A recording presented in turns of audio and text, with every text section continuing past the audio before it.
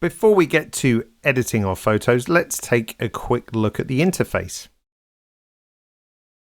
So the interface is split into different areas. The tools to the right, the viewer in the middle, the browser below, and the toolbar with cursor tools at the top.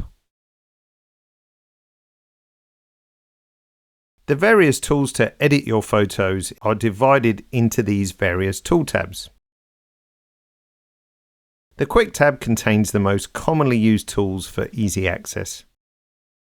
All tools can be collapsed or expanded just by clicking the name. The first tool tab is also important to mention, as this is where you can manage all your photos. If you're ever in doubt about the interface, click the question mark icon up in the top left here.